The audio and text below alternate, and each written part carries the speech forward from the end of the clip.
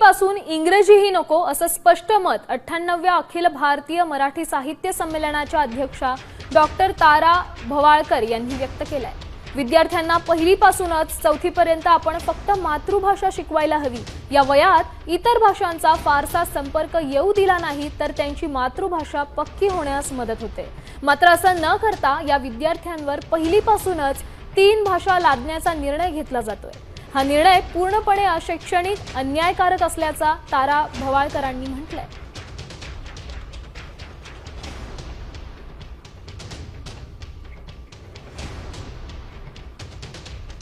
चौथीपर्यंत विद्यार्थ्याला मातृभाषेशिवाय दुसरी कुठलीही भाषा शाळेमध्ये शिकवली जाता उपयोगी नाही।